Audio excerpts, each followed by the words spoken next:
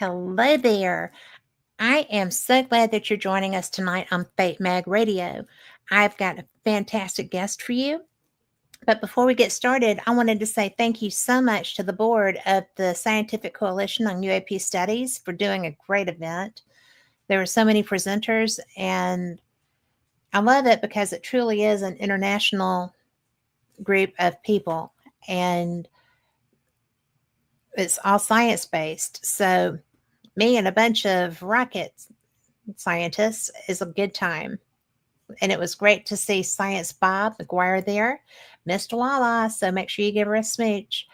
And I'm just really excited about having had such a great weekend because I've gotten really into this stuff. Who knew, right? Somebody else that's really into this stuff is our guest tonight, and that would be Brent Raynes. He's a paranormal and UFO investigator. He is a multiple title author. He wrote with Rosemary Ellen Gully, who, of course, was such a friend of fate, John A. Keel, The Man, the Myths, and the Ongoing Mysteries. He has written with Brad Steiger, Visitors from Hidden Realms, The Origin and Destiny of Humanity as Told by Star Elders, Shaman, and UFO Visitors. With Timothy Beckley, The Edge of Reality, Dreamweavers, The Mastering of Time and Space. I'm like Grand Illusions, the spectral reality underlying sexual UFO abductions, crashed saucers, afterlife experiences, sacred ancient sites, and other enigmas. Because, Teal Gray, who is also a friend of the show, is one of my favorite sacred site visitors. And I just have the best time learning about this stuff. And if you saw the interview that I tried to record when we were in Arkansas with Brent, I'm so sorry, but I'm glad that he's back because he's fun, he's interesting, and it was my first attempt at doing that, and it was really bad, so he came back to do it again with Carl producing. So, Brent, I'm so glad that you're here tonight. Thank you. No, thank you, Kat. It's a great... Well, I just enjoyed you so much. Got a little lag there, Carl. Is that me or him?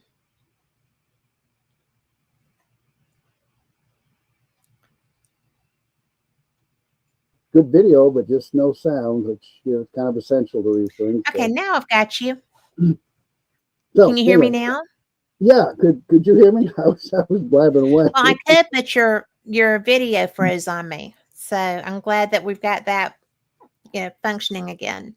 Okay, well, great. Well, I appreciate the introduction.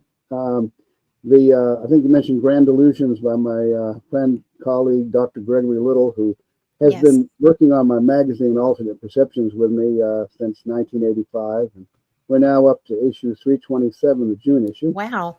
And, isn't that cool? Yeah, and I wrote the forward and afterward to that book, Grand Illusions and People of the Web, back 1990, People of the Web, Grand Illusions, 94. And Joe and I will be joining Greg and his wife Laura in Ohio next month with the Association for Research Enlightenment. We've got a busload of people from the ARE, and they're doing an Indian Mouse tour, so that's going to be fun. Joe and I will get to lead some meditation type activity at a couple of the sites. Oh, Joan, my wife, is Cherokee background in her ancestry. She's related to a great, several times great Colonel Soto over in East Tennessee. We've visited his gravesite twice. He was a beloved man of the Cherokee, and she's been really very, very drawn to the Native American spirituality stuff. We used to have a sweat lodge behind our house, and have had a lot of interesting experiences in that regard. But anyway, so what should we talk about? Oh my goodness. Well, I am pretty much game for anything. I had so much fun with you, and it was such an unexpected to do thing when we were at the Ozark UFO, yeah, Ozark Mountain UFO conference, which is one of my favorite conferences on the planet. It's small, not too small. It's small and it's You know, very up close and personal with a good group of people. And hello, Lori. It's a really good opportunity to interact with authors and experiencers. Um, it's just a yeah, fun I conference. gathered that.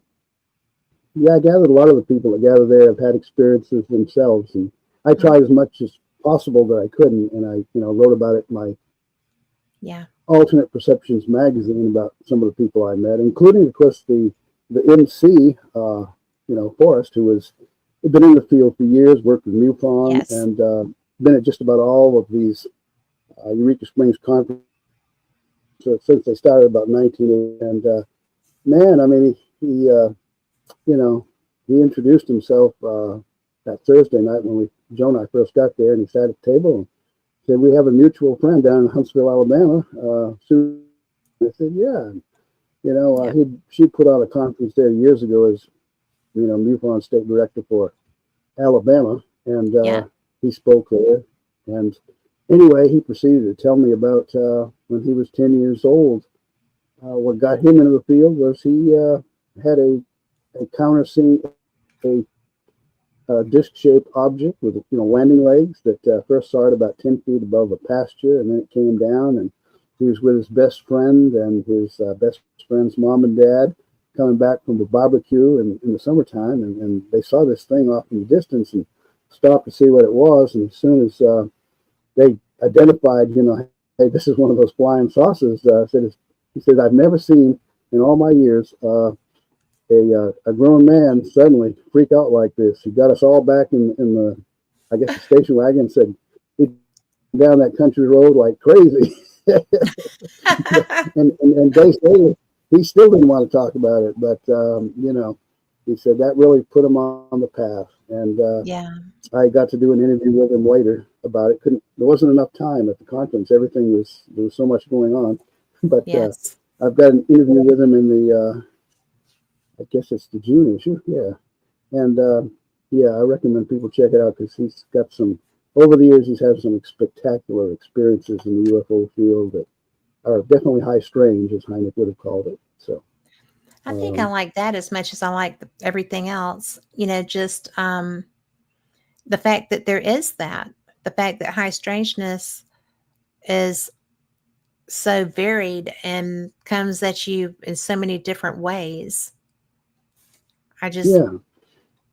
And it yeah. really goes back at the very beginning, although, you know, and really with Fate Magazine 1988, I mean, the first issue was that, they had the Kenneth Arnold Hmm. story of his sighting. And over the years, we discovered that there was so much more. And, Yeah. you know, there was an early mindset that didn't evolve sufficiently that included the person. And we realized that, you know, I guess about a decade ago, there was an interview with his daughter, um, who named Kim, who described how right after that episode, the sighting he had of those 9 objects traveling at tremendous past Mount Yeah. Rainier in Washington State, that a ball of light appeared in their home. And according to Kim, it apparently appeared in her you know older sister's bedroom, and then apparently went down the hall and into Kenneth Arnold and his wife's bedroom. And he was so shocked that he jumped out of bed, fell to his knees, and he began to say the Lord's Prayer, because this was quite a startling experience. Right. And there was just a lot going on, and in their life. And he saw, he had a feeling there was an invisible presence. He would see a something sit down in the chair. I mean, he'd see the cushion just sink, but couldn't see anyone visibly there, but felt that they were someone. And he had other sightings as well. He became a repeater. So, and then of course, at the conference was, Kathleen Martin, and Mm-hmm. she's the niece of Betty Hill, and Betty Hill, of course, is one of the certainly a very well-known alien abductee, quote unquote, in the UFO field. Uh, Yes. you know, one of the early ones, and that whole story again is, we heard about an abduction and the craft, and she and her husband coming back from Canada down to the White Mountains, New Hampshire, in 1961, and there's uh, you know Betty says there's a UFO. Barney says no, it's just an aircraft, and then he gets out with his Right. binoculars and looks at this thing and sees these beings in this, and he freaks out, and then they have this 2 hours of missing time and strange beeping sounds, and come to find out over the years, as you learn from you know Betty and other family members, there was other events that happened as well, that were again high strange, and Yes. uh, and Kathleen herself has had experiences, and I think, after seeing her and talking, hearing what she had to say at the conference, it's even escalated over the years, and some people have criticized her for saying, describing some of these experiences she had now because they were so high strength, they felt like it was hurting the image that Stan Friedman, the nuclear scientist who But it has didn't bother Stan. wrote. Stanton was not bothered by her No, doing that because that I was know, her but there's truth. some people that have this rigid mindset, that you got to follow a certain path that's Yeah. acceptable, Well, and Hynek tried clearly. Stanton had a certain Yeah, openness to woo, as it were. He himself was completely science based, but I interviewed him a couple of times, and he was he was not unfamiliar with the legends and the histories that had the woo factor, and he didn't mind discussing them. His writing hmm was not woo based at all. His writing was strict science. But I think that the special um, relationship that he and Kathy have made that possible for him to kind of embrace her and her experiences. Other people may have thought that it was derogatory of him, but I don't think he felt that way. No, and I know that Kathleen introduced me to a Pam Nance out in, she's an archaeologist and anthropologist background in North. She's had numerous experiences, and she really was very much into paranormal, and she was doing a talk, and Stan Friedman was there, and introduced them, she and an associate of hers, to Kathleen, and then as I was interviewing Kathleen, she introduced me to this Pam, and she recently wrote an article about her experiences in my magazine, Right. and there's so many people who are actually involved in investigations, like Forrest over there, who was the MC at the Eureka Springs UFO conference back in April, and they have a reason that they're in the field. They've been touched Yes. by these experiences, themselves.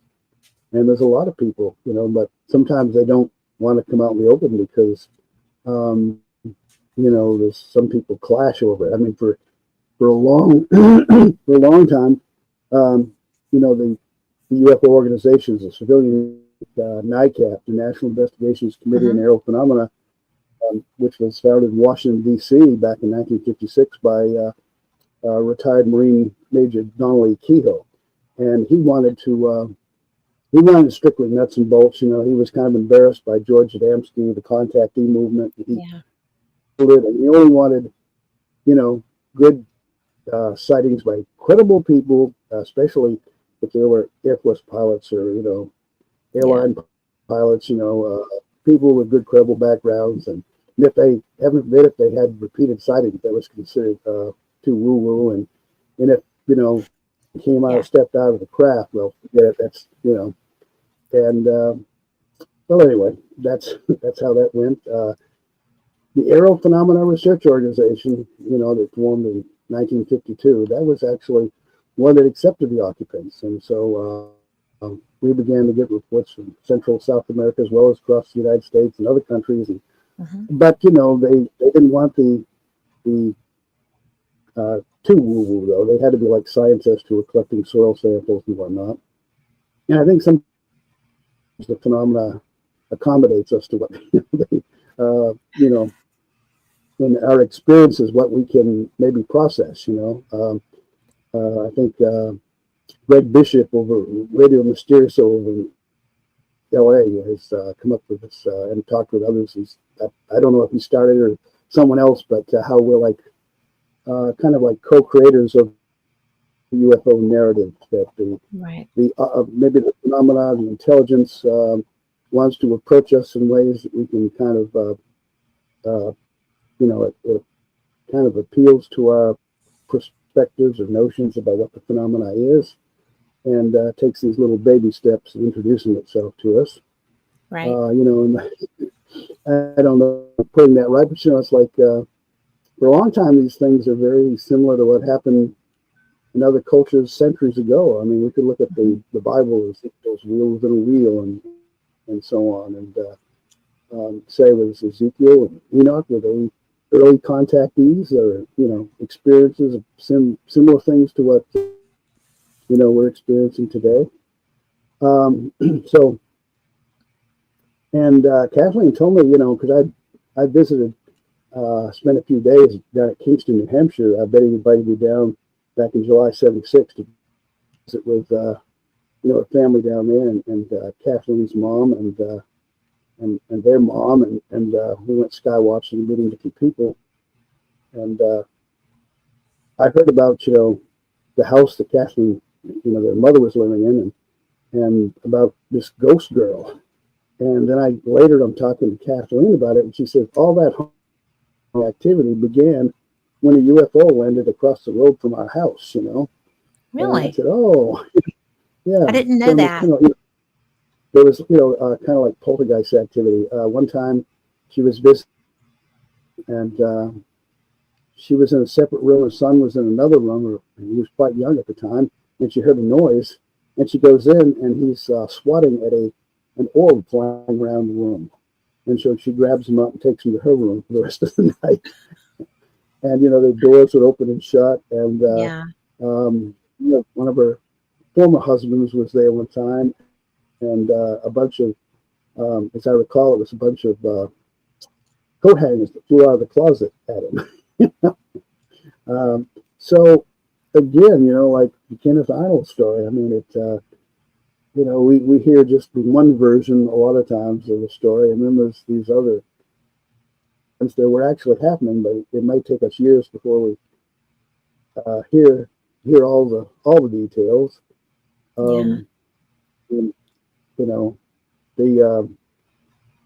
I was talking to an Albert Rosales down in Miami, Florida, he's a Cuban American, but he's had experiences his whole life, and that's what drew him into all this. And he's compiled a series of books about all these cases he's gathered. It's thousands of them from all over the world, and he gets them from magazines, books, he compiles them, and whatever data he can, and then he also people write him about their own experiences sometimes too.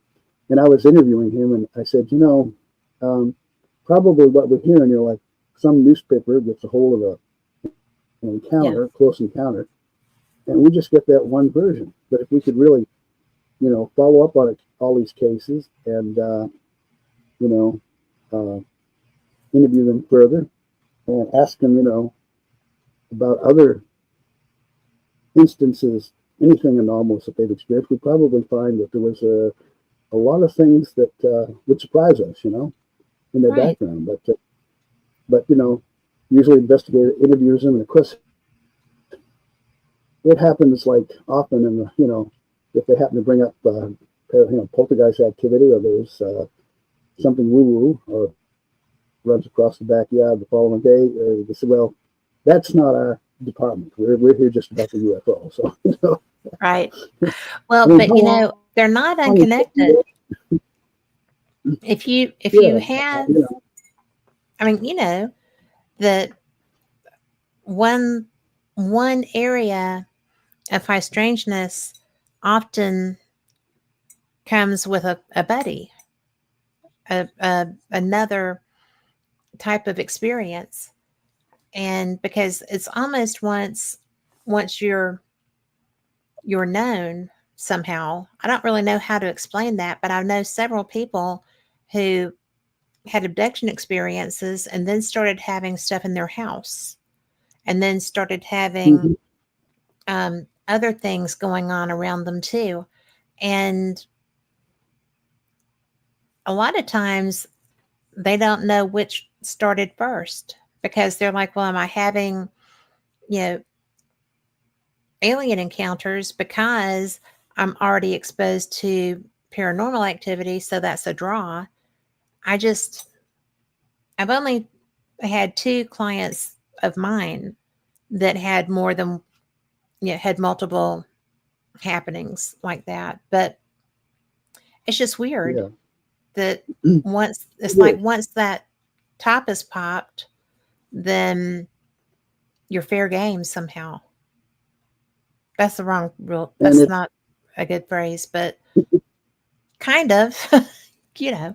Have you well, found that it to be seems to true? open people up. Yeah, it seems like in some cases it's a close encounter and an alien contact or what we interpret as alien, some outside intelligence interacts with the experiencer. And it seems after that experience that they seem to open up and have either increased psychic awareness because maybe they were Hmm. already psychic and it seems to increase after experience, or else suddenly they realize, oh, I'm having these paranormal type events or even cryptic Yeah. phenomena, other things that are happening in strange dreams maybe, and synchronicities and, whole panorama of unusual things. Um, I thought maybe I might provide some examples, I Um, love that. it, I mean, uh, this is about you and what you have to share and what you want to talk about. I'm just glad you're here. And well, I I'm glad have I'm here too. Thank you. I get questions for you from what you tell me also because, it was so fun to get to meet y'all both. And I enjoyed our conversation so much. I wish that I had done a better job with my side of it. And I'm just so appreciative of you giving me the time to come back because you're Yeah, a good conversation.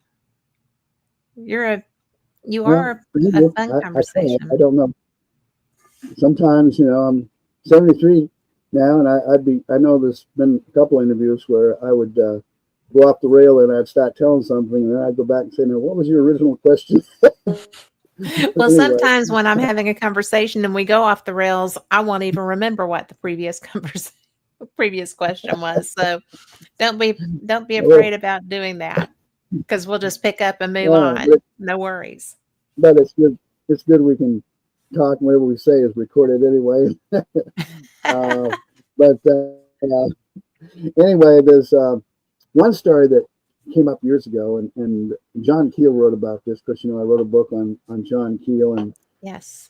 and I interviewed people who knew him because I had talked with him on the phone and corresponded with him quite extensively. So he affected my journey. So I wanted to. I decided I should write a book, and Rosemary Guiling knew him, and I interviewed her, Yeah.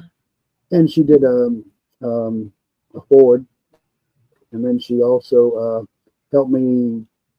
She actually reviewed the book, made sure all my T's and I's were dotted and Yeah. T's were crossed and all that sort of stuff. And she was very good at that too. Maybe every page had little notations, and she would also suggest that other people I should interview, because she knew Hmm. Keel quite well, and attended some of his 14 meetings, and she would. She even went over to the UK to Stonehenge and places with him, Hmm. and had a picture that I included in the book where he was standing in front of Stonehenge.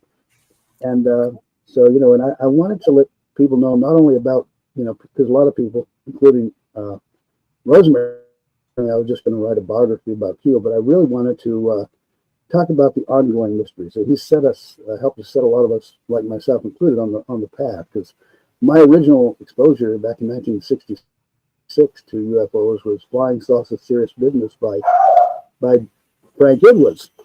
And Yeah. the dog just barked. My wife just came in from next door. Everything's okay. And Mine will go anyway, off when David comes home. So yeah, that's how that works. yeah.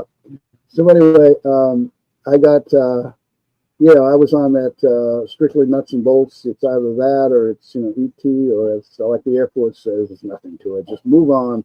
But then I read John Keel and, of course, Jock Billy as well. And I realized, man, these guys are exploring a whole different terrain here. So I wanted to find out more about it. So that put me, and I started corresponding with Keel in 1969, a year before, he started putting out books on UFOs like Operation Trojan Horse and Strange Creatures from Time and Space.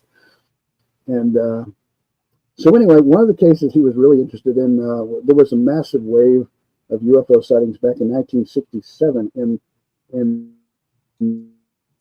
Ithaca, New York. And I know that there was one article, a two-part article in Science and Mechanics by Lloyd Mallon, July and August of 1968. And, one of the cases that really stuck out was this Rita Mallon, a housewife with a couple of kids. And on December 12th, 1967 at 7 p.m., I got it written right down here to make sure, we stay on track. She's on Route 34 outside Ithaca. She's got her 5-year-old son in the back seat. And it says they suddenly, this domed, disc-shaped craft, making a humming sound, just over the power lines, and it shoots a beam of light down at the car. She loses control of the car. She ends up in an alfalfa field, and there's a chorus of voices. And she says, the voices named someone I knew and said that at that moment my friend was involved in a terrible accident miles away. They said my son would not remember any of this. Then the car began to move again, although still not under my control. We came up out of that field and over the ditch as if it were nothing, and then back onto the road. Well, the next day, this friend indeed had been in a serious car accident. Minor injuries, I'm sorry. But it was a serious accident. And so what this reminded me of was a case, this woman back in let's see, 1989. She was, her name was Martha. She lived up in Kentucky, a large farm her and her husband had and kids. And she was 49 at the time. She told me when she was about 5 or 6 years of age, she was playing out in the field, and this tall, maybe 6 foot tall, of course she's always been short, she said, but had a one-piece white and shiny jumpsuit on with a silver belt. And he removed from the belt this thing like a pencil, but it was longer than a pencil. It was silver colored, and wanted her to hold it in her hands while he had a small box that he was manipulating. And she had been sick recently, and so he wanted to check to make sure she was going to be okay. And so she held it like she was, and said she's going to be okay, and he'd see her again sometime.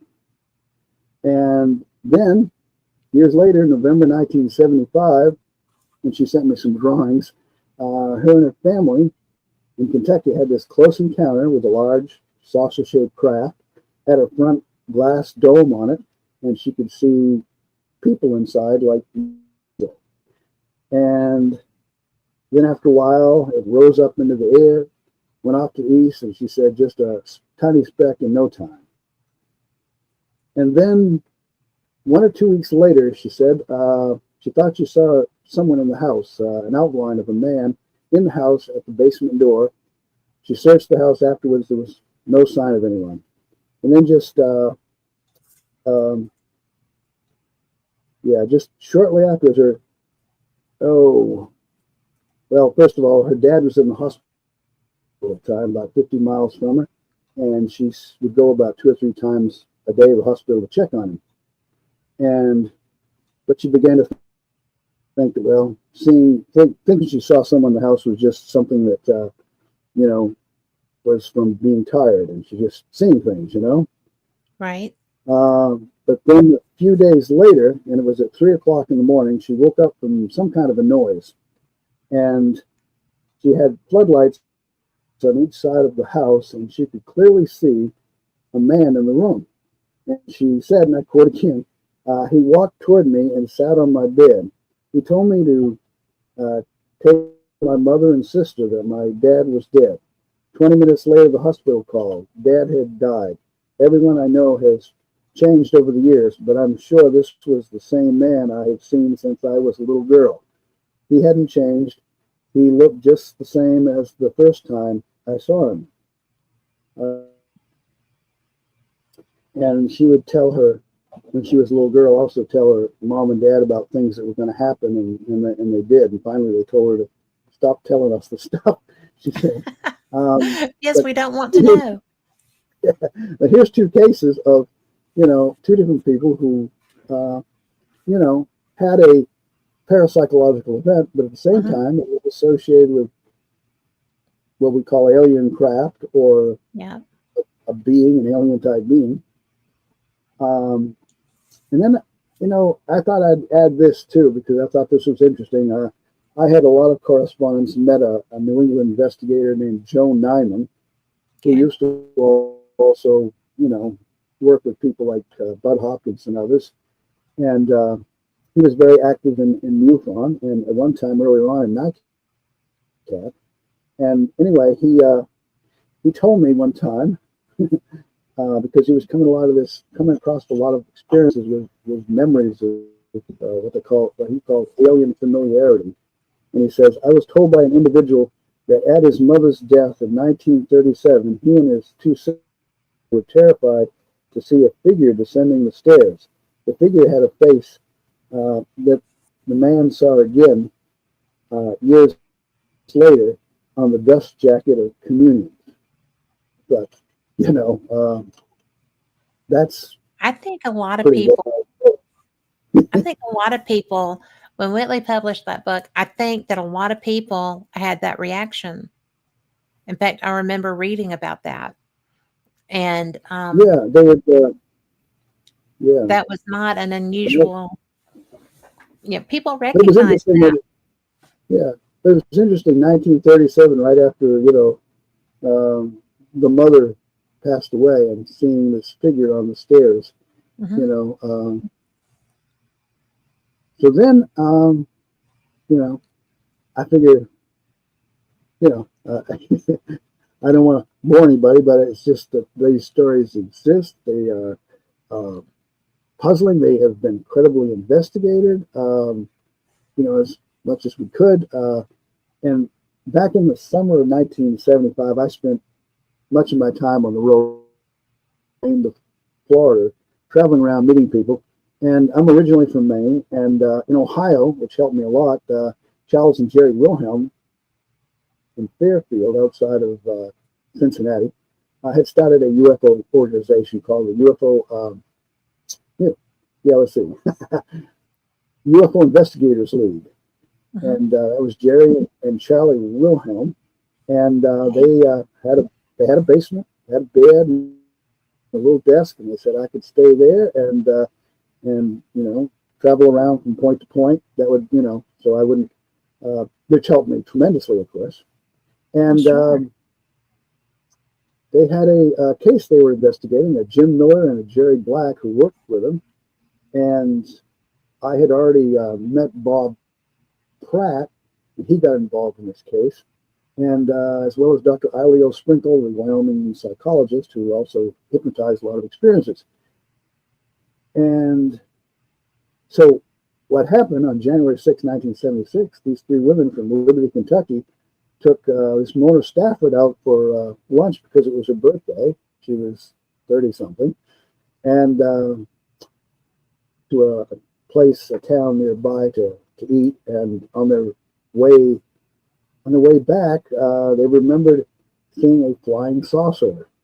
a dome, disc-shaped object with lights around the rim. And suddenly the car was speeding up, and the other two ladies were saying, "Hey, slow down!" And she with her foot and says, "I'm not doing this." The car is Wow. speeding on its I would own, have, yeah, and that's scary. yeah, and then they had like 80 minutes missing time. They couldn't remember the whole, suddenly found themselves in another location, and but they remembered seeing this, the flying saucer. And soon afterwards, they had all these weird paranormal events. And so one They go time when I hand was in hand. going, yeah, when I was going down 75, 65, coming down toward Tennessee, which Mhm. I ended up, you know, staying in Tennessee. That's where I met my wife Joan, and here in Waynesboro. And I stopped in at Liberty, and I met the newspaper reporter who had done the original story on him in the local paper, and he said they seemed very credible church-going ladies. And I met Stafford's mother. She worked in a hardware store nearby. I spent a good amount of time talking to her and taking notes. And I met one of the ladies. Came to the door of a business. We couldn't talk long, but then I talked with another one over the phone, and then later Mona herself wrote me a letter. And I stayed in touch with two investigators, Jerry Black and Jim Miller, and got updates as things went along. But it was such a strange thing. If I can tell again the let's see, it's kind of lengthy, but I think it's significant. This is from Mona Stafford's experience after the encounter.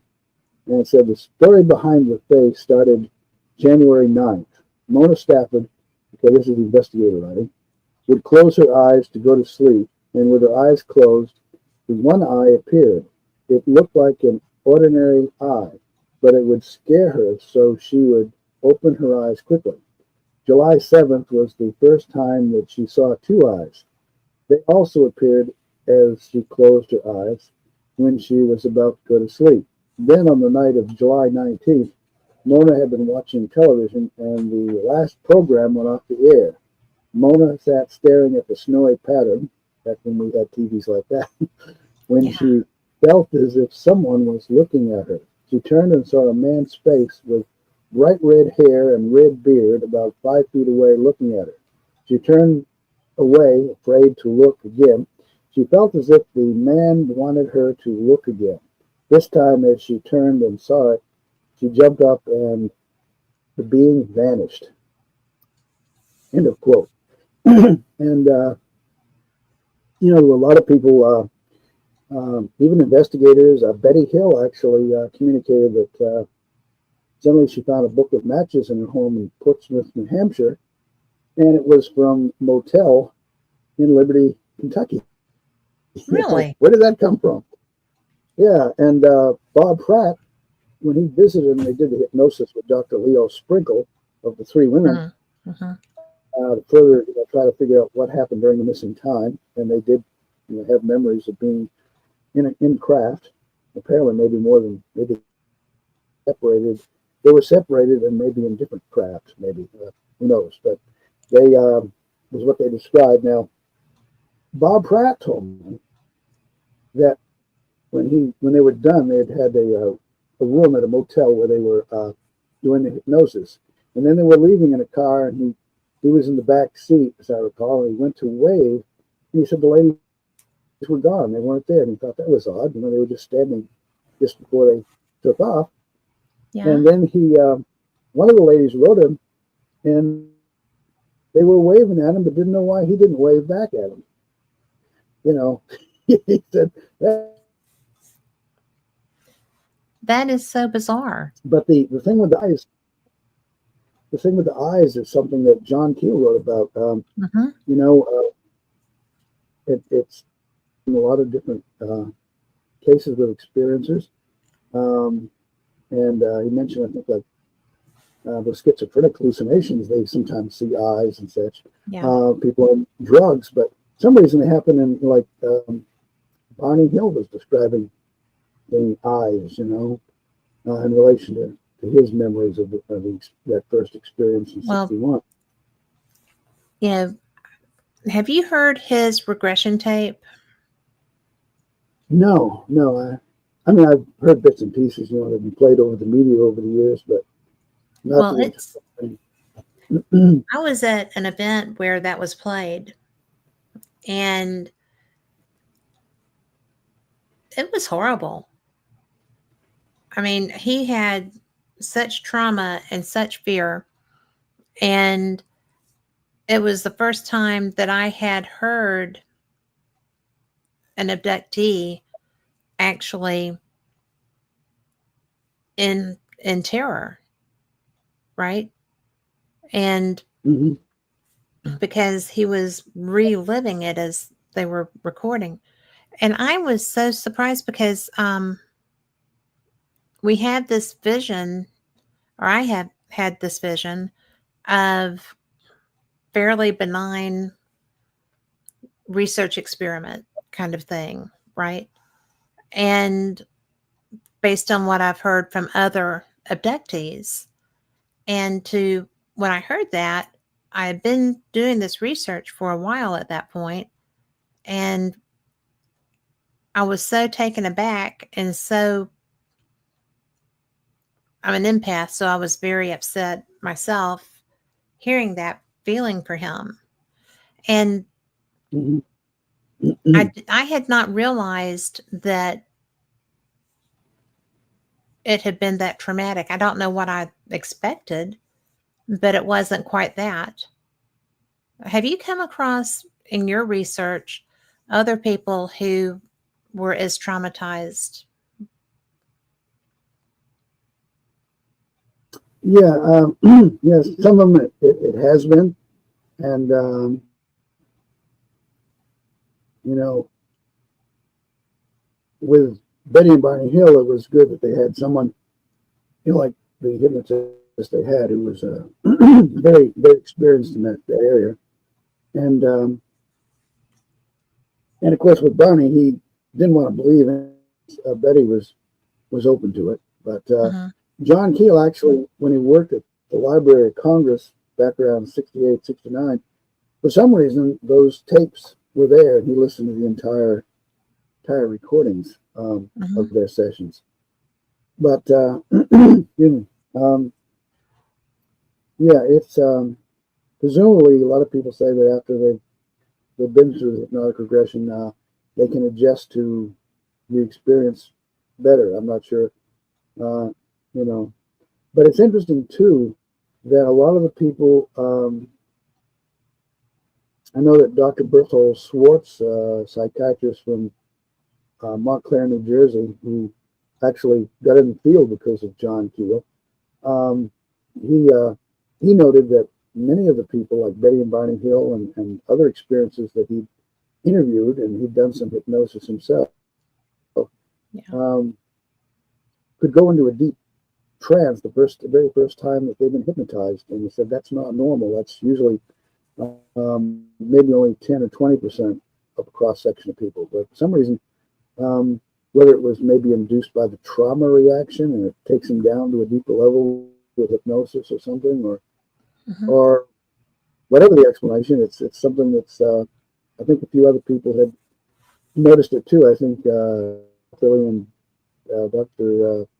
Jalen Hynek mentioned in a 1975 book on the Edge of Reality, where they sat down and they interviewed different people. They actually, I think, interviewed Betty and Barney Hill and some hypnotist, and they got onto that subject, about the high percentage of people who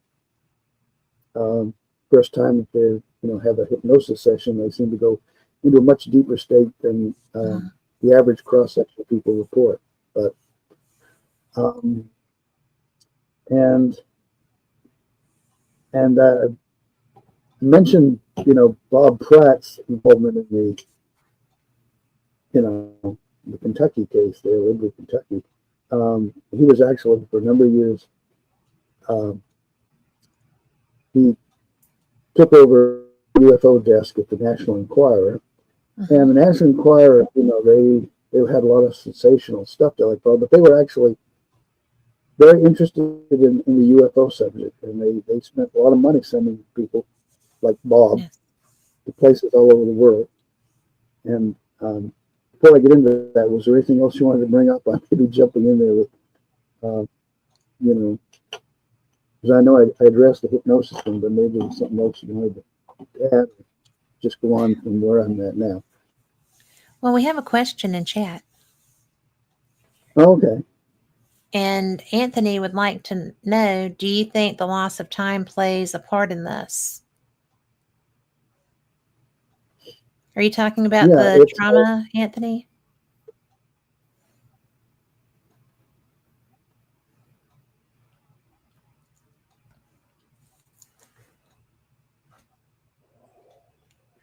I think that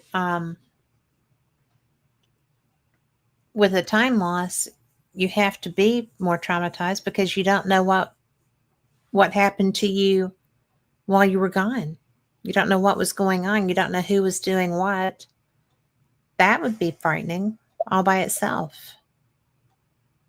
yeah, because then there's some experiences that feel their experiences were positive and even spiritual. So we have a Hmm. kind of a contrast. But I think even with those, I think there's been elements of missing time that crop up, and so whether it's like people who are mediums, like mediums will report that they have kind of like a missing time. They'll people ask them, a spirit takes over and presents a message, and afterwards they have no idea what happened. What was said. They have to have the people who were there to fill them in. As to what Hmm. they were telling them. But yeah, it's like an Anthony said altered state of yes. some kind, whether it's self-induced or not. But Well, it but doesn't. I know people that can scare themselves silly, right? And enjoy it mhm, because they like that rush. Um, Base jumping would spring to mind, right? But mhm, but he was referring to the loss of time playing into the trauma, and I think because it would just add to that out of control. Somebody's doing something to me without my permission, you know, and I can't stop it. yeah, That it's not something you experience every day. if you're um, fortunate, you know, for sure. But I just it's find a, that to it's be alarming, that aspect of it. I'm yeah. kind of a control freak sometimes, not always. Depends on the Well, it's scenario. always good. It's always good to feel you're in control, no matter who you are. Um, but anyway, I was going to discuss this Bob Pratt, who he got to travel the world. Originally a hard-bitten skeptic, he worked for about 7 years with a newspaper as editor of a newspaper, as I recall, in Virginia. And during that time, if a UFO report came across the teletype, he would, crumble it up and throw it into a wastepaper basket because he always figured if there was enough time to spend on investigating it, you could solve it. There'd be a natural explanation. He was skeptical. Yeah. And then when he went to work for the National Enquirer, they wanted him to investigate the UFOs. So, I don't think he was too happy, but assignment is an assignment, His favorite right? thing. Yeah. So I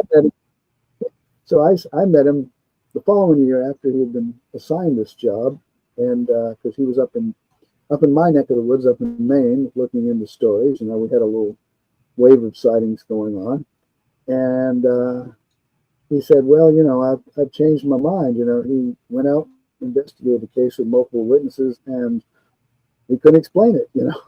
He talked to quite a few people. There was a sighting up around Michigan or something, and so he really became quite involved and got to travel on the dime of the National Enquirer, and they were good at financing these things. And Right. but the one place that he really found intriguing was Brazil. Was He was where? had made Missouri? 4 trips. Brazil in South America. Oh, I'm sorry, I misunderstood. Yeah, Brazil. A far And cry he from had made Missouri. 4 trips there. Yes, much farther. Yes, yes, very, very much so. And so, it was an untapped location with tons of material. And so I contacted him again right after his last, and actually a month after his last and 14th trip to Brazil, where he'd spend maybe 2, 3, 4 weeks, and he would have someone who was an interpreter because Portuguese is really what most of the populace speaks. No one hardly ever speaks any clear English. So Right. he did. He went around and interviewing people. Was very impressed, and said most of the sightings are like what we have. But he said, it was unique in Brazil. There were cases the military got involved, and there were really these unique kind of frightening cases where people were assaulted. And to illustrate that, this is what he told me in that interview um, back in May of 2003, right after he returned from his 14th visit to Brazil. He said some people were paralyzed during encounters, unable to move or resist. Some were burned by UFOs as they tried to run away. Others hid wherever they could as UFOs tried to find them. Still others found themselves in the grip of a powerful, invisible force as UFOs tried to pull them up into the craft.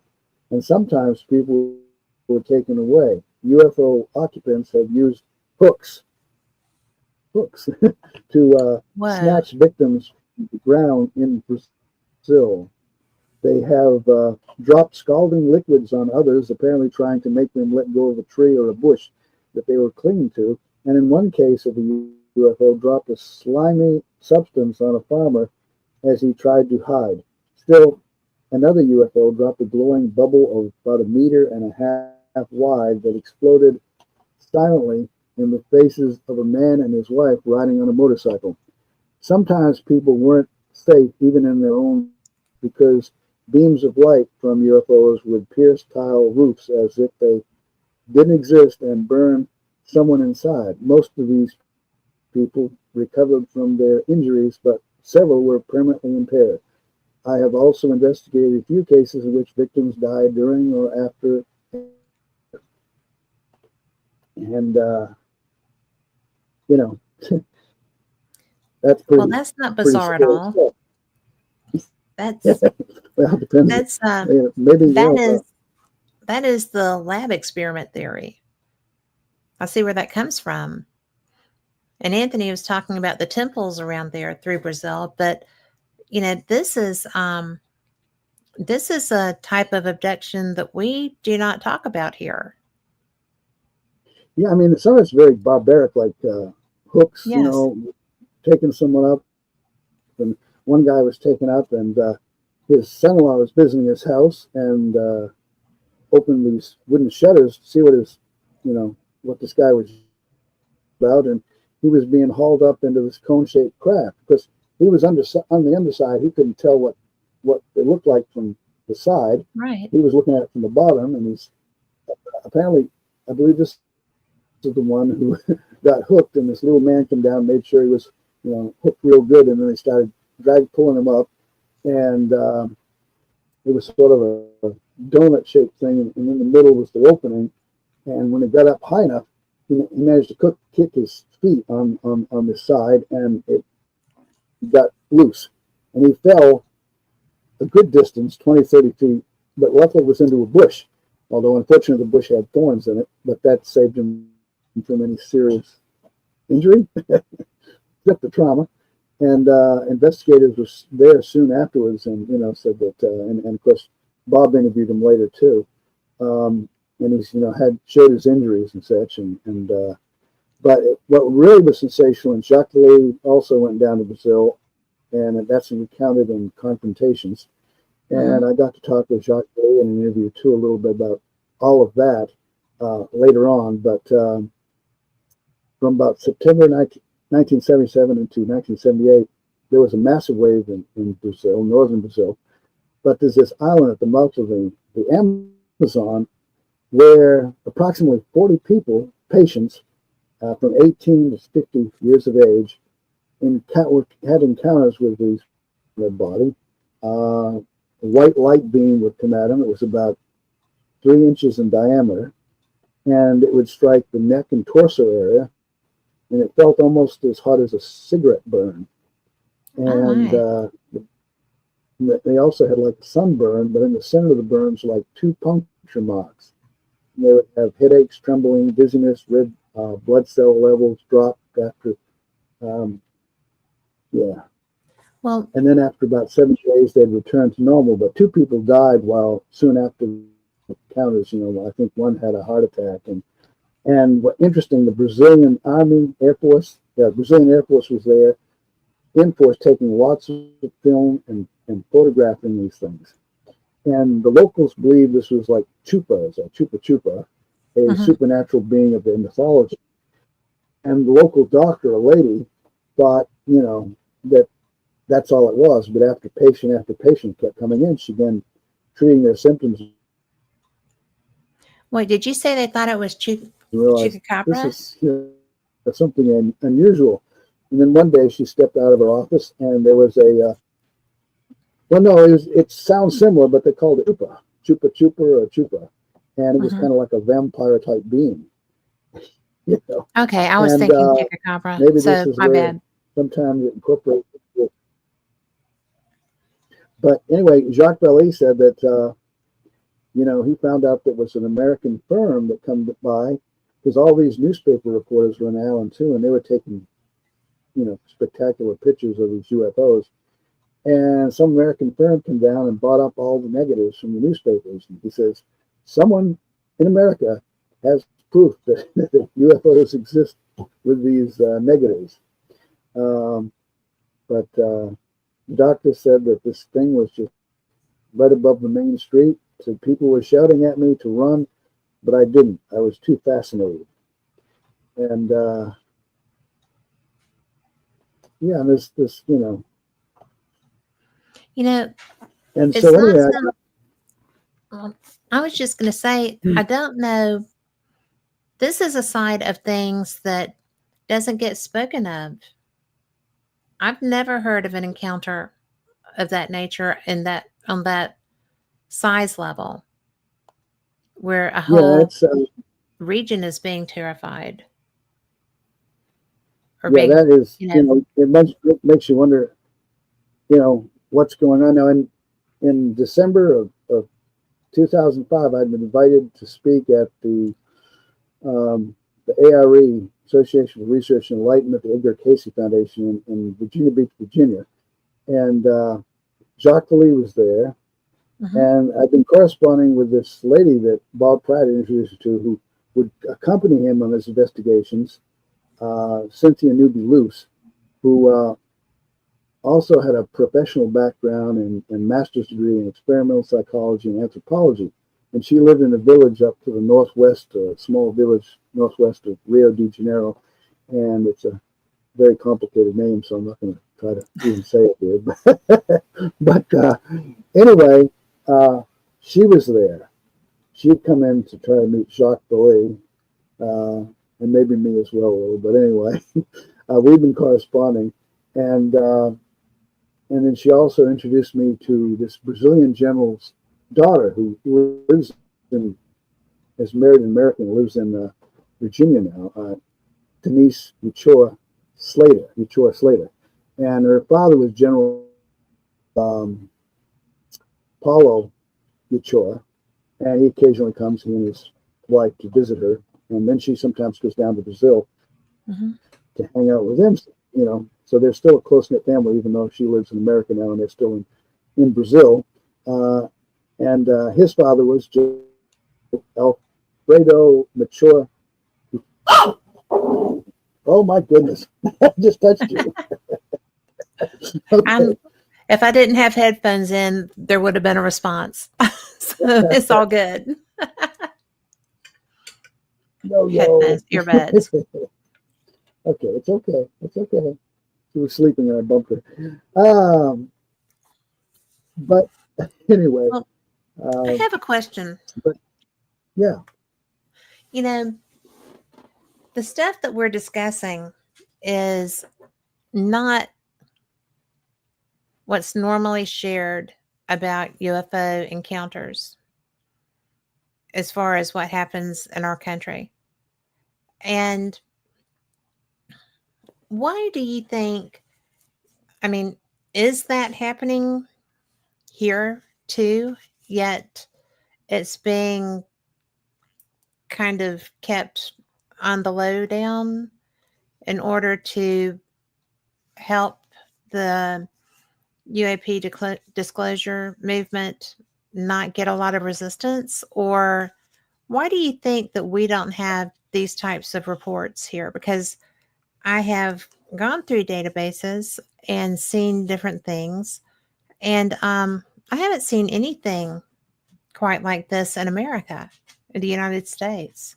well, Bob Pratt did write a book, UFO Danger Zone, and Jacques Vallée wrote about this in Confrontation. So it is out there. Denise has 7 volumes written in Portuguese, so that when maybe when she retires, she's going to go through them and translate them into English. Mm-hmm. But she got these with the permission of her grandfather, and who was this respected Brazilian general. And lo and behold, she would go to the movie theater and hear about it. They'd have a little segment, like at movie theaters, you have little segments about historical events or advertising or whatever before the, and she would see her grandfather um, on these, at the movie theater, in little Right. presentations. And one of it was because, as she told Bob Davis, I mean Bob Pratt, that's different from Bob.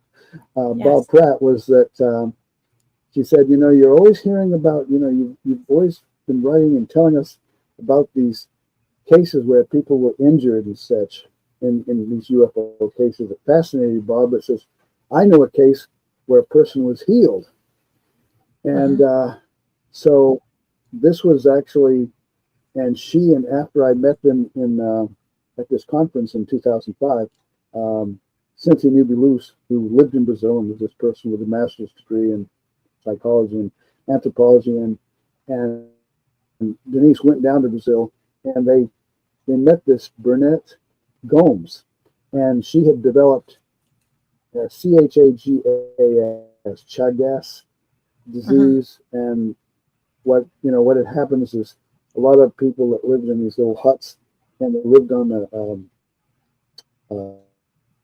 like a dirt floor, and there's this like beetle bug that comes around and bites them, and then it causes an inflammation in their heart later on, where it kills them, and Oh there's no my. known cure. So anyway, General Ochoa, because this girl had been living with him, and they had helped her get through, go through school and everything, get her education, and so he wanted to do something to help, and he had been watching these UFOs, and he actually became a contactee, Brazilian general, and so, because his daughter Denise had allowed me to interview her, and she told me of her own sightings, going back as a little girl, and then later she actually formed a little group at her dad's college that he had in Brasilia, with other students, and they would go out, and one time he actually called one in, and so I thought, wow, like you, it's like, where have you, I didn't know all this was going on, Yeah. but the people in Brazil, so anyway, she was about to die, and he went to a military hospital. He got General Choi got her out. He had told the aliens, if you do not heal her, I will not have any more to do with you and publicizing the sightings I've had. This is, because apparently they wanted him to awaken the public. So he says, our relationship will end unless you can do something for this girl.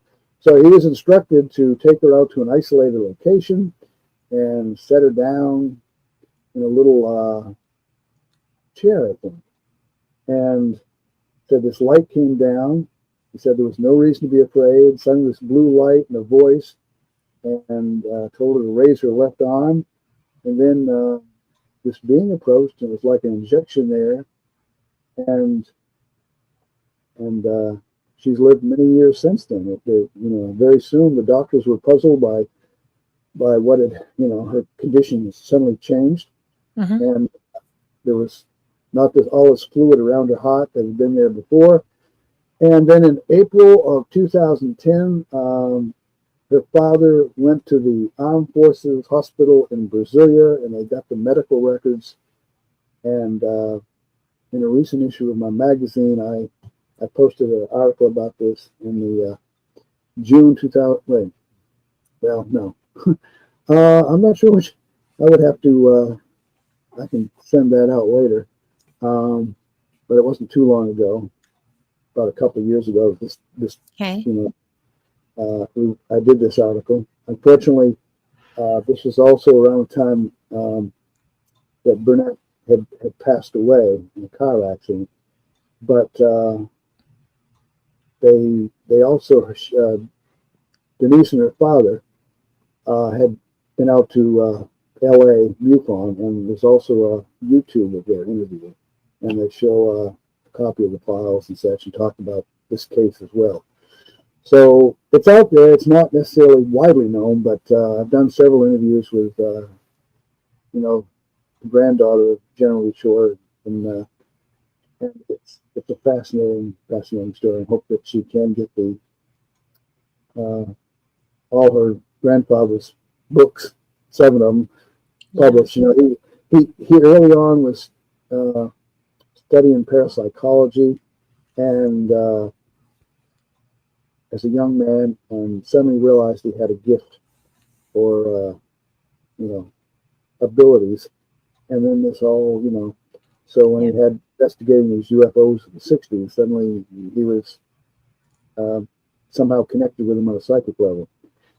And apparently, I read something online, and I don't know beyond that when these officers, military, were investigating the events at this island of Calaris with all this weird, attacks going on, that they would periodically brief him on the case and seek his advice.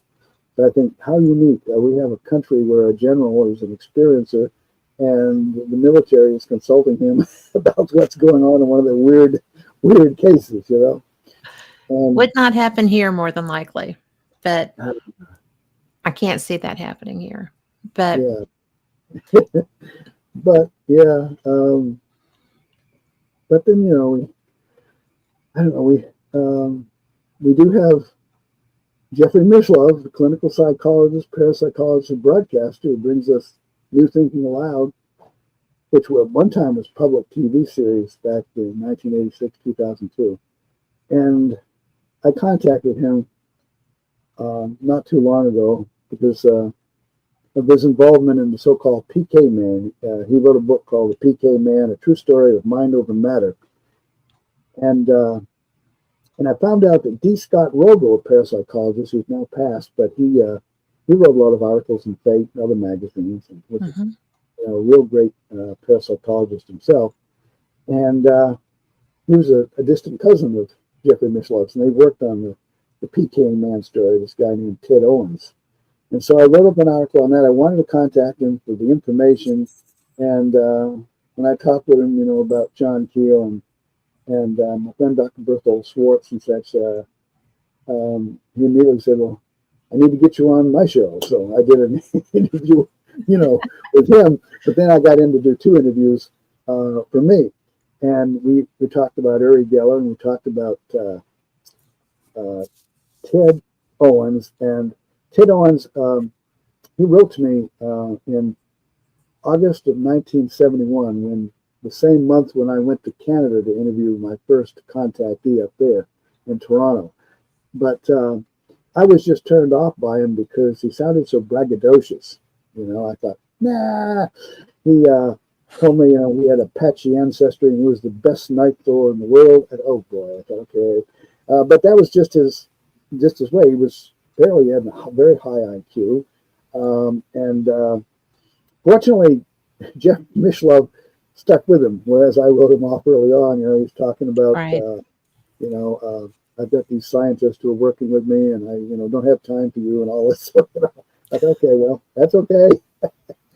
But All good, man. All good. yeah, You okay. do well. Yeah. But he had all these.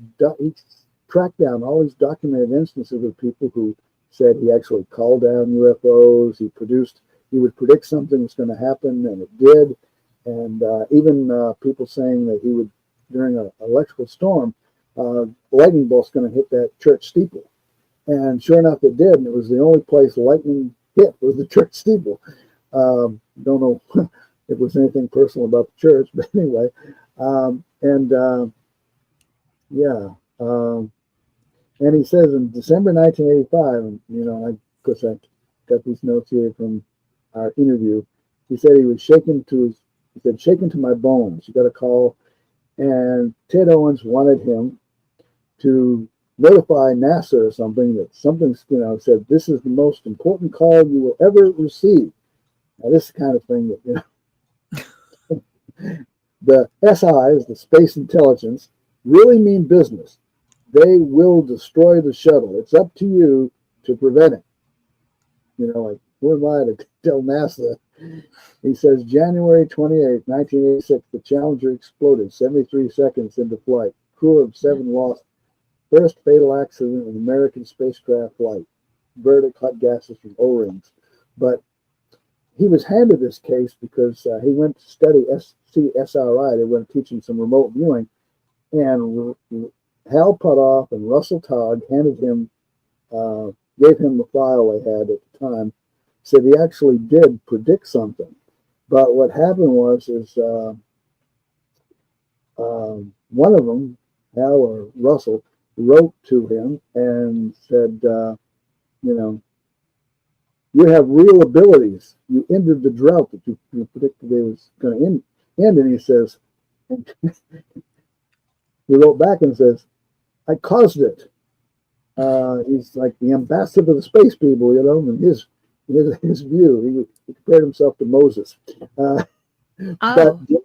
beyond that, though, he claimed they were trying to, the space people were trying to, but yet, whether you say he caused it, they caused it, or, it was a precognition, there were just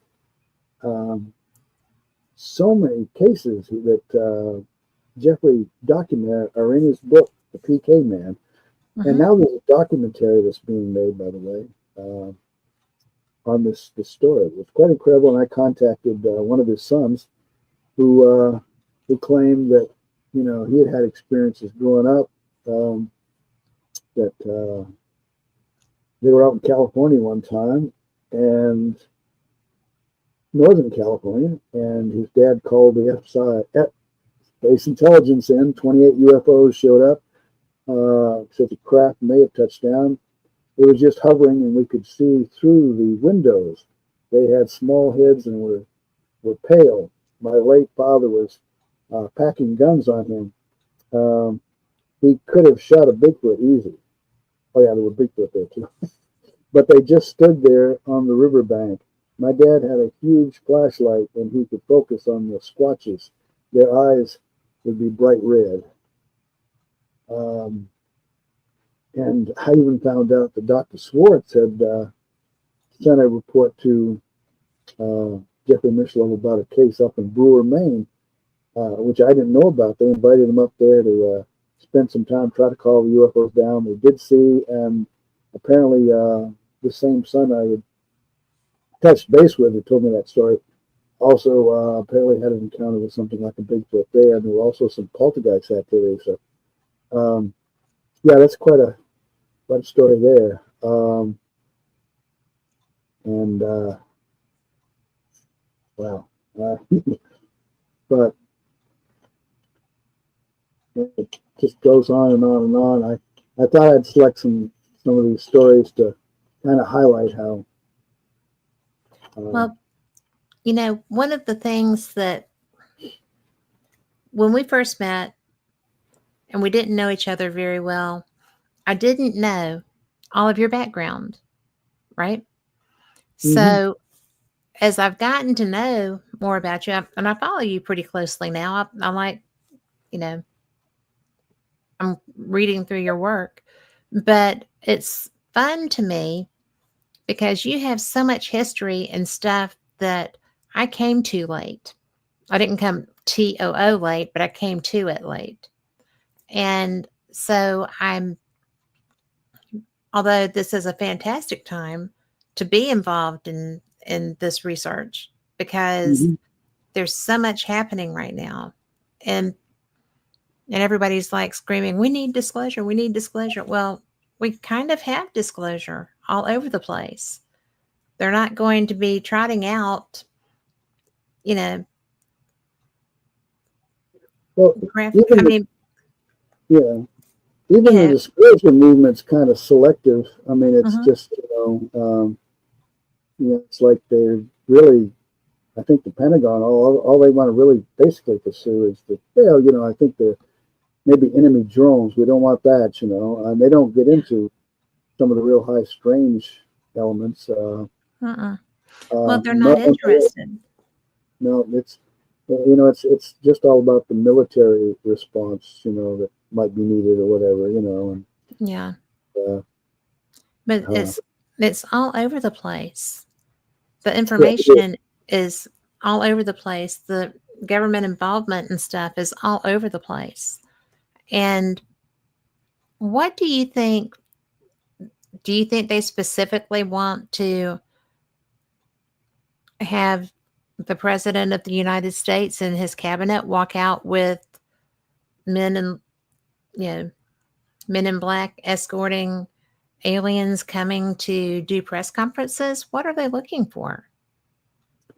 Well, I think a lot of them don't really want to even be involved. The kind of public opinion and reaction, wanting to have answers, and the New York Times article in Hmm. 2017 really focused the attention hard on the fact that we have all these military. We've had military people experiencing lots of things like this, going way back to the very beginning. And Yes, and we still do. I mean, yeah, yeah, and there was I interviewed a guy a few years ago, a newspaper reporter over and also a ufologist over in Sweden, and he went back and interviewed about 50 people back years ago from 1946, before our world broke out, these ghost rocket phenomena, and it was very bizarre. I mean, they they had these craft, these rocket-like things flying around from all different directions, coming into the country like Sweden and Norway and such from different directions. And lo and behold, they would crash into a body of water. I think they hmm, had four cases in one day where this happened at different lakes and such and ponds. And they might leave a crater in the water. It was like there was a violent explosion, uh, leaving no real traces behind, just you know uh, a crater or something in the water. They'd send divers down and they couldn't really find anything. right. Whereas during you know the when Germany was firing those rockets, they would leave maybe a ton or so of wreckage. But in these instances, they couldn't figure out. They assumed that these were guided, and they had a camera on board where someone was directing the flight. But it never has been explained. It went on for quite a while. There were all these instances, and didn't seem to really make any sense. They would hit the Yeah. water, and there'd be a violent flash explosion, and what was that about? And of course, there's a lot of reports of so many different beings. Uh, Apparently, outer space is just overpopulated with all kinds of strange characters. Little midgets and even little robot type beings sometimes, and then giants, even cyclops. I mean, is this a show someone's parading before us to really confuse um, our science people and military, or what's the educational factor here? What are they trying to? make us realize. And I think somehow it's called it. Native Americans talk about the trickster phenomena. Mm-hmm. My friend Greg Little talks about how in the beginning of a vision quest, the Native American usually confronts the first thing is a trickster, and it's there to test you to see if you're worthy of further knowledge and insight, or if your ego will get the best of you. Mm-hmm. Flatter you and say, we're going to give you the secrets. You're a very special person. Oh yeah, okay. and then you end up stuck in your little belief system. Whereas otherwise, maybe if you catch on to the game plan, that you may go up the ladder to really get greater insights and more understanding of what's actually happening. So I've thought about that. The idea of there's a mind game involved, and see how you react to it, and what you may learn from that. Mm-hmm. And so, I don't know. It's very confusing, but it's damn fascinating. It is fascinating. And, when, because I've been a paranormal investigator for a good long while. And when I wound up being offered fate, I thought, well, I'm going to diversify, right? Mm-hmm. And to kind of go with what brought fate. And it was very hard to kind of break into getting people to talk to me. Um, Not so much now, right? But I was really, I was really lucky because I got to have conversations with Rosemary at events. But I got to interview Linda, and then I was just so, I feel like I'm so lucky with that. And Mm-hmm. now I'm not talking to people so much because I don't know why, but I'm part now of the Scientific Coalition on UAP Studies.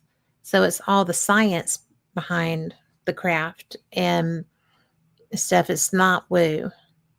And I kind of like both sides, right? Mm-hmm. And Yeah, everybody's got it. You know, it doesn't matter um, really if someone's got a different perspective than me. It uh-uh, doesn't matter no. because we need people. We can't all think the same because we're not going to ever work through this. Well, because But none of us are alike. We're all individuals. And yeah, but I and think this, some of the people that you interview and some of the experiences that you share, they blow me away. I think it's fun. I think it's fascinating. Some of it's kind of scary. And I haven't personally experienced that side of the UFO phenomenon. And I have experienced craft being very close to me, but I haven't experienced any of the scary stuff to my yeah, knowledge. But you talk to these people and it's really some very almost frightening experiences just to hear about, much less to experience as they have. hmm And how do you find these people? How do you get them to trust you enough to open up to you about this? Because some of that stuff are very personal things that happen to them. yeah, it is, and I don't. Um, I guess I've been in the field for a little over 58 years, and so I've interacted with a lot of people, and some people I've been in touch with years, and I I know sometimes that mutual interest and trust that evolves. Hmm. It I've does. seen I've they get to kind of know you and your thought process and what you've been trying to research and investigate in your ideas, and they share with me that, and there's a bond there, and um, you know, I know of a person who had experiences, and then suddenly um, she was approached and told not to be involved, and it really freaked her out. Um, and but yet, you know, I can't really go into it fully, but I mean, this was quite a departure from this person, and then she had a son who was having experiences as she had, but not as intense, but still pretty wild. And then even had an encounter with a Bigfoot up close and personal, Mm-hmm. and he didn't even know that his mom had a Bigfoot encounter at one point up close and personal. And she just wanted me to talk to him and reassure him. And then he's telling me things about, what had happened to other family members, and she got kind of upset about that. But it's, um, yeah, it's that kind of situations. And who were these two people that, came to threaten her, and why did it, I mean, she now doesn't directly deal with, the UFO element. She'll maybe make a few comments off to the side to me, but she doesn't want the public exposure. She felt this was, I guess, government. I don't know who it was, but they, there was definitely an impact. Mm-hmm. Uh, Most people I have contact with, it's not anything that's to that degree. Um, they just have questions. They're puzzled by it. It's challenging, uh, frustrating. Yeah, there's that. They want answers, and said, "You've been in 58 years. How come you don't know more?" I Because had a there's friend. so much to know. Yeah, Yes. I mean, I've been told by a friend I started out in the field with back in the '60s. He was older, and so he was kind of elder, and took me under his wing and tried to explain things. And he was from the old school. And then a few years ago, he's reading my magazine. He says, you're kind of like more or less off the track. Why aren't you telling about the real cases? Why don't you tell them about the real cases? Yeah. Yeah. I thought I was covering the real cases, but I realized that, and that's okay. If um, everybody's going to be on their own journey, and I'm watching them too. I mean, I'm interested in some of the things that the government people are researching, what their interests are. From Skinwalker Ranch Mm-hmm. to State Research Institute, Uri Geller, Ingo Swan. Some of those Yeah, stories are quite fascinating, really. they are. Yeah. I will So. tell you that the whole skinwalker phenomenon, the first time I ever heard of Skinwalker Ranch was when I read a book written by a young man at that time named Ryan Skinner. And he Mhm. had been, the people that had put the locks on the inside of the closets and such as that had already moved out of the house. And he thought he was being coy and would trespass there. And he wound up being chased on his, I think it was just a mini bike, right? But at any rate, he was being chased by beings that I, I felt like they were looking for lunch, right? They were trying to get him. And he thought so too. But then as he got older, and he was in a pickup or in a car or whatever. And so that was my first exposure to Skinwalker. And Mhm. then I got interested in it, so I started, doing a little bit more work on that, finding out more about it. And then lo and behold, it's in my living room and my husband's addicted, right? So it's fun. But I've met people and I know people who work on that show. And and I really irritated one of them at one time. But it's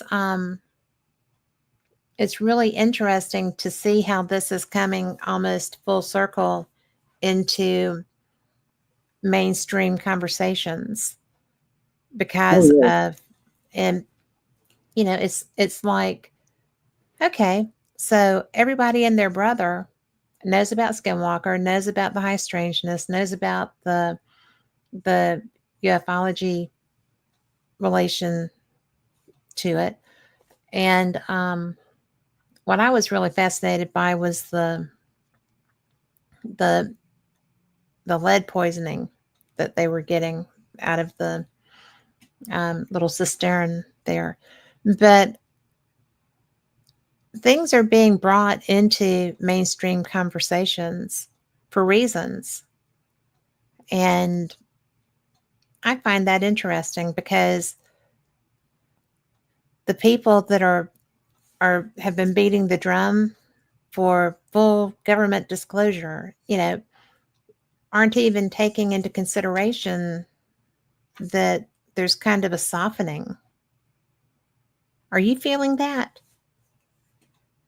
And by the way, Robert Gorman is in chat and said, two of my friends and colleagues, yes, I'll always be your friend. And he also says Skinwalker Ranch adapts depending on the visitors. I would agree with that. Yeah, yeah. It's that co-creational effect, and it seems to conform to sometimes people's expectations and belief systems, and maybe the trickster effect there. Um, yeah, and I've known Bob Gorman quite a number of years. Yeah. We actually met. I traveled around. Um, I did one of my first trips. Me and a buddy from high school traveled down to Mount Misery, Long Island, where John Keel had written about strange things there, and then Mm-hmm. across Pennsylvania. And I ended up at Bob Gorman's home uh, there near Pittsburgh, Mm-hmm. New Kensington, and spent a couple days there. That was back in April of 1972. We were both just about 20 years old. That's a lot of water under the bridge there. But anyway, uh, yeah, we're still both at it. But I think that he's pretty special. yeah, So, and we both had a lot of interest in the MIB phenomenon. Um, what was, and so, okay, now you're going to have to go there. I want to hear about your MIB experience or experiences because that is something that I just love. I have been so interested in that. I found um, Gray Parker's book, and I just became fascinated by that topic. And you've yeah, actually had encounters? no, I mean, um, I don't know what they were exactly, but no, mainly just as an investigator, meeting Mm-hmm. people. I met some people that people thought regular human beings. They thought they were maybe kind of,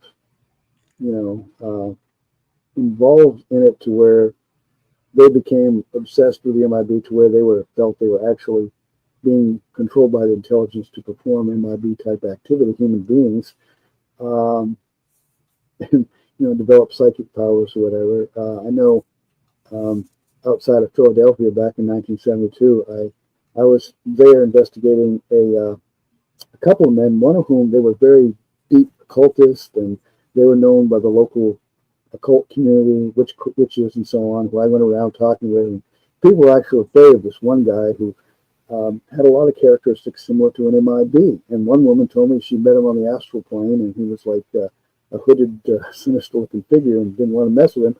And I step outside of this place where all these, I can't remember the name of the building, but it was a group where metaphysical people like to gather and talk. And this one guy who knew these two guys, this guy just happens to be there in his car. And I'm told, hey, Brent, you need to meet this guy. And essentially, I'm shoved into the car with him. And, he's the guy that people were, kind of saying they were shaken up and had weird experiences with. Right. So, I was trying to interview him and question him. And he was very sharp and talk about someone you couldn't really pin down. I would, ask him whether you've had out of body experiences. What kind of energy do you have, and so on. And he would answer, but it was always in a way that didn't really answer the question. Right. And so finally he says, "Why don't you let me ask you the questions?" And I said, "Okay, fair enough."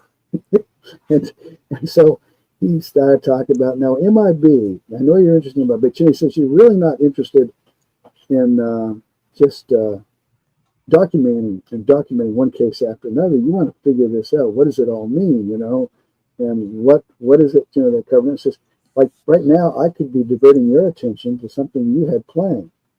And the plan was that center that we were at, my friend Floyd Murray was going to arrange for us to spend the night and do a ghost hunt. That after meeting him, though, that got ruined. So I thought, and it was just, and then at the end of it, he had a convertible and he put the hood up and he turned the heater on. I thought, what the hell? And it's getting warm, and it was not it wasn't a cold night or anything. And then he started talking about, I wonder what it'd be like to cut the fingers off an MIB, see if he's a robot or a human, and giggled. Oh my. I said, okay. And so I think I terminated the conversation at that point. I felt like I'm not really getting anywhere constructive. Did you leap from the car and run? No, I don't think I actually run. But anyway, it was an interesting experience. There was a lady, a psychiatric social worker from England who lived nearby, and she was a ufologist, and she was having what she said were genuine MIB problems and strange poltergeist effects in her home. And these two men took care of it for her. And so she really thought that they had something going on. And Floyd Murray said that he had a Kundalini type experience one night. And afterwards, he was able to engage in conversation with him about the occult and things at a level he hadn't previously. Mm-hmm. So, and I know there was a case not too far from there where this guy came in. There was a guy transcribing reportedly an MIB encounter. And while I was doing that, suddenly this dark suited man appeared in this bookstore where he was working. And he apparently didn't know how he'd get in. Apparently the door was locked. And then he escaped, but it left behind a identification card, which said he was with military intelligence. And well, not very if he left his card. Yeah, it sounds deliberate, doesn't it? But somehow that sounds entirely deliberate. Yeah, but the police came and documented. But apparently, hey, what are we supposed to do with this? I mean, you say you're writing up this thing, and so I don't think much happened there. But it was a colleague of John Keel's that actually, a guy who used to live next door to him that was sharing this episode. And the lady psychiatric social worker from England, I learned that this guy that people thought was kind of MIB looking actually would send secret little messages to John Keel. I don't know what they consisted of, but through her, he would have her send it enclosed with her letters to him. So I know John Keel got his share of strange letters over the years. Okay, I want to take you back in this conversation when you were talking about having a Kundalini experience. What would that be like? Well, it depends on the person. There's a lot of people who are experiencers that feel they've had the Kundalini. I know Dr. Bob Davis, who's a neuroscientist, worked with, I got to know him really well when working with the Foundation for Research into Extraterrestrial and Extraordinary Experiences back a few years ago with Ray Hernandez and others. That, he went to Australia, and there was a woman, a former medical doctor, who was channeling spirit alien messages. And he said suddenly while he was there, he was experiencing these uncontrollable movements. He had these feelings that, he said he became like a tree hugger afterwards. And he um, he said this stuff is real. I talked to him on the phone afterwards. Brent said, I had these reactions that people described when they had Kundalini, and I would I think it was he went out. Yeah, he went out to Sedona, and he couldn't stand to be around crystals, quartz crystals. Hmm. And I said, there's another person told me that they went to Sedona, and the quartz crystals affected them too. They were contact experiencer, but you know, I met him a few years later. Him and Nancy Tortry, who's also a former attorney from New York, and has had her own contact experiences. She wrote How to Talk to an Alien, Hmm. and we were we were sitting in a library talking about all this weird stuff, and he said, "Now, um, he says when I just relax, and if I don't, he said it would look weird if I was doing a podcast and I did this." He says, "But I'm going to show you what happens to my face and so on, the weird movements, uncontrolled movements. I keep it under control now, but." He said, "There's this energy. There's a name for it." He says it's known, but I can't remember what the name of it was. But yeah, he had um, weird facial thing going on. He's a neuroscientist, PhD. But I also contacted and interviewed the doctor down in Australia who you know was channeling, and her experiences came about when she lost a young son to a car accident, and then she Oh. later revisited the site and she saw a ball of light, and then all these other experiences started happening. And now she goes to India periodically to learn about higher knowledge and understanding, Hmm. and she says that when she's communicating, channeling, that sometimes people have weird experiences. Sometimes they'll see beings or whatever. So that was how Bob said it happened to him. He had previously seen two UFOs out at Sedona, Arizona, years ago, and so he's always been interested in the subject. But of course, as a neuroscientist, while he was employed, he didn't go around talking about it. But now that he's retired, he's uh, full stream full steam ahead. He's recently released a documentary, and along with a person down in Florida who's assisted him, who does that kind of work. They traveled all around the country, and Monroe Institute and Hmm. Stanford to meet Gary Nolan and all kinds of different people. So he's on the path. Yeah. um, and one of the first people I'd ever met who described that was a young lady in 1975 up in near Akron, Ohio. Sat down with me and told me that she had a healing.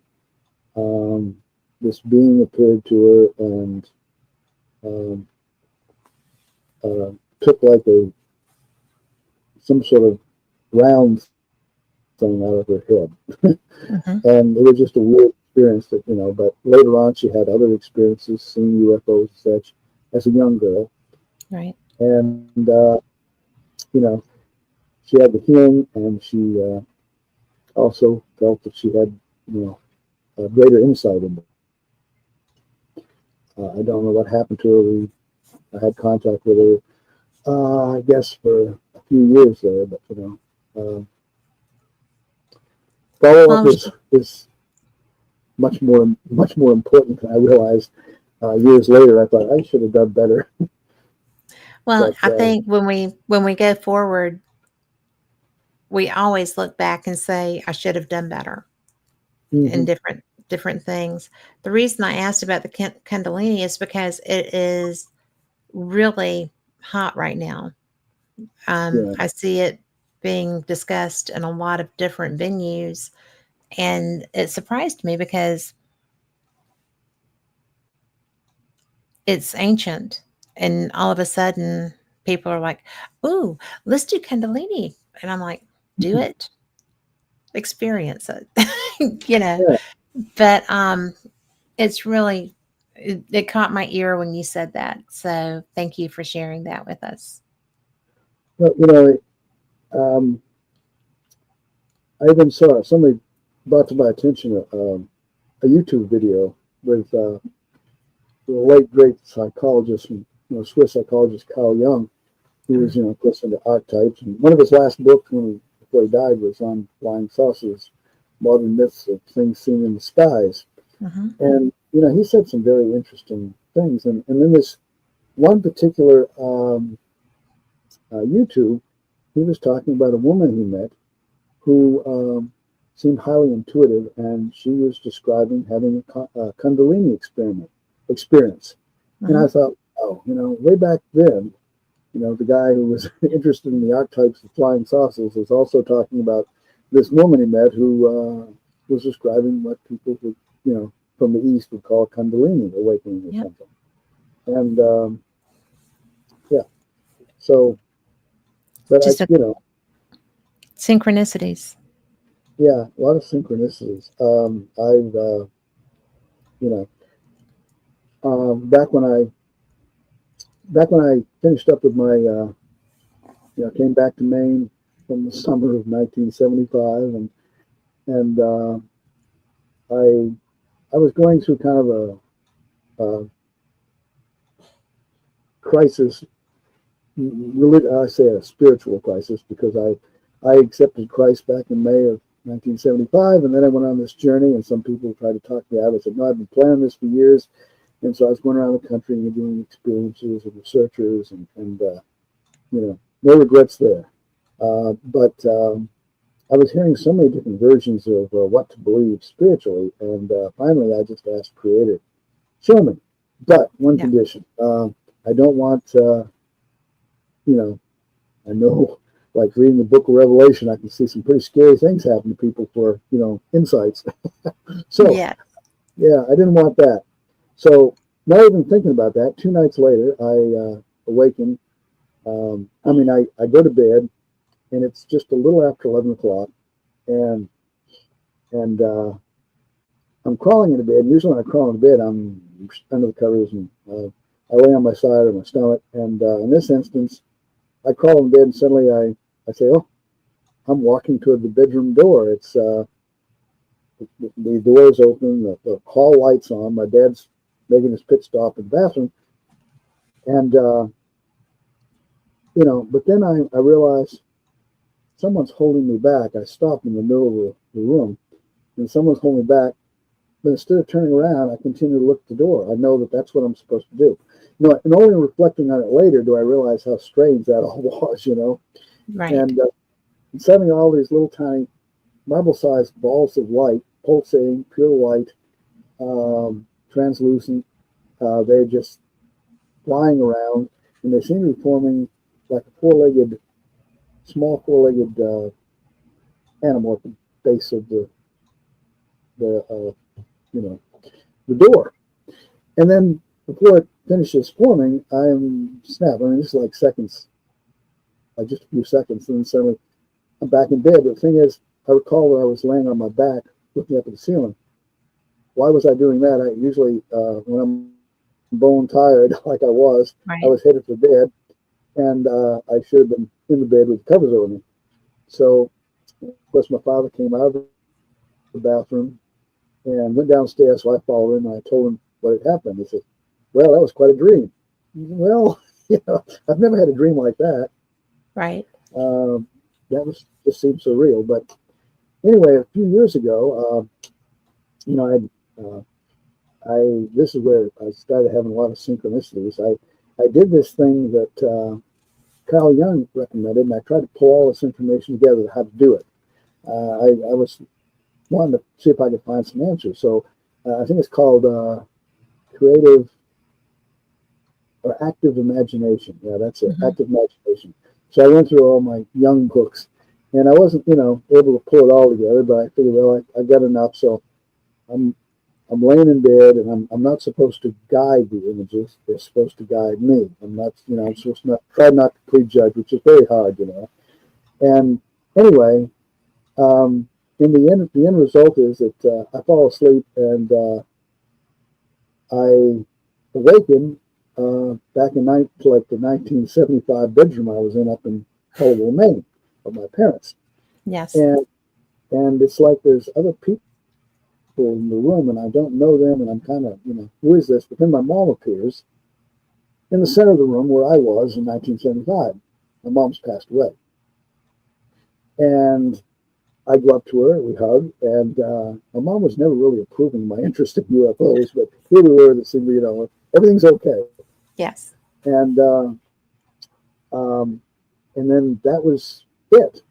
But then a couple days later, I get this email from a lady in Nashville who I've met, who seems to be quite psychic, and also has this great story she shared with me, where she'd written down this account from her mother before she passed away back in the 1950s, lived in Texas, and had an experience where one night her husband's at work. She would always read a book while, at night before going to bed. But this night was disturbed by a flying saucer landing and a little man getting out and having that experience. And she went to a preacher and tried to, at a church, and tried to get some understanding, and he was no help at all. And eventually she began to develop at the psychic level, and so has this woman and her sister, and over the years. And so anyway, she wanted to, she said, I'd like to share this experience with you. Well, in her experience, which was the day before my experience, as it turned out, I was coming to her house as a TV repairman with some other people, and her deceased mother was there, and telling things and communicating things about me. And I thought, wait a minute, you had a dream where your mother was, and so it was like you Synchronicities. didn't, but it was like a karma thing. And then I think it was about a month later, another woman up in Missouri I had investigated, because she had ghost experiences, UFO experiences, and so on, said, Brent, I had this unusual experience. I got a sunburn having a dream. I said, okay, can we talk this evening? Not a Sure. So dream. Yep. what happened is she was in this building, and there were people who was crouched down the floor. She was the only one standing, and there was these glass windows, and there was a bright light outside, and her mother appeared and said, you don't need to be alone at this time. And they hugged, and then there was a bright burst of light, and then she said she woke up with a sunburn. And I There you thought, go. okay, another mother day. So, the synchronicities were starting to add up, and then there were just, and then there was this young lady out in Las Vegas, and I'd been in touch with her mother, and had heard about her children having all these UFO psychic experiences and all that. And her daughter just had recently a UFO encounter and heard strange noises in the house. And so I'm communicating with the both of them. And then the mother tells me that her daughter's also recently developed a psychic awareness of knowing things. And I said, okay, let's do an experiment. And what maybe she pick up about me right now. And I didn't understand it all, but she'd come up with this woman's voice, an older person, and sounded like a woman, maybe with a smoker's voice, and gave these initials. I thought, I was racking my brain, who on earth I know that has these initials? Because I was thinking about the UFO field. Mm-hmm. And then finally I gave up. I just gave up. And then 2 nights later, I have a dream, and I meet this Margaret Ross, a lady from up in Ohio who had passed away recently, and she she would come down here once a year and visit what we call the fitness spa, and Hmm. she would do Tai Chi. She was also a psychologist, and she loved to. It was just her. She didn't have any kids or whatever. So once a year, she would also go off to some place in Costa Rica or down in Brazil and have an adventure, and come back and show us the pictures and so on. We'd go out to a restaurant, and so anyway, suddenly I was going out to this place down this road, and then there she was outside this gym, which I had seen her before, like outside this gym where she would introduce people to Tai Chi. And I woke up like early in the morning, and I thought, wow, wait a minute. And I rushed off the computer, and she had the very same initials, you know, Yeah. as this person said. And she was certainly an older person. In fact, we had sweat lodge behind the house, and she came out of it the first time I met her. And she was up in her 80s. And someone asked her, what are you going to do with the rest of your life now? She said, well, just keep looking forward and keep going. I'm just a baby, learning new things and such.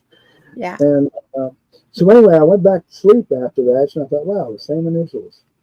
And I woke up about 20 minutes later, and it was like a message from her, and it was about aging, and it says, you may feel like an old pair of socks. You got holes, in the socks, but you can still wear them. You can still go on. Yeah. And I wrote it down, right, because I knew I'd forget it if I didn't write it down at the time. But it just seemed like for a while there was, after that active imagination thing that I tried, Yeah. that all these, it just, had all these synchronistic events that were happening. You know Um, what? We're out of time. yes, I know we're, yep, yep, we just got yeah, short period of time, couple minutes. We're going to have to do this more often. I really enjoy you, No, well, thank you. I appreciate it. Enjoyed and talking I with you. appreciate you. But it's I feel like John Keel used to write his business cards, not an authority on anything. You know, I'm this, I'm that, but you know, Well, I I wish I had a could say hard it. time. I think I had a hard time deciding how to present you because you are so diverse and you have so much knowledge and background. And I just appreciate so much that you came back on with me.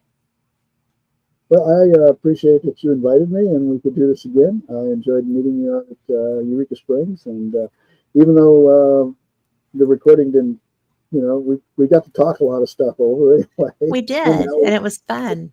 and it's probably a little different than what we talked about then, but anyway, It's um, still it's still great. yeah. Well, I Both appreciate great. it, and thank you Yes. for having me as a guest. Well, thank you for being here. And for all of the people listening, and Robert said loves us both, which is good. I love him too. But All right. we will bring you this again, and I appreciate y'all being here. If you have not checked out Brent's sites, go and find his books on Amazon. You will love them. And just your history. You're just brilliant, and I enjoy you. Thanks again for being here. Brilliant, I don't know, but anyway, thank you. And yeah, alternate perceptions once a month, apmagazines.info. Yeah, Yes. try to. Yes. It's a good networking tool for me. It keeps me busy looking into different Yes. aspects and things. So again, thank you, appreciate it. And yeah, Thank you. just name the time and And place. I'll be there. thank you. And for everyone listening, y'all be blessed. Have a great week. And we will see you next time. Same cat time, same cat channel. Good night.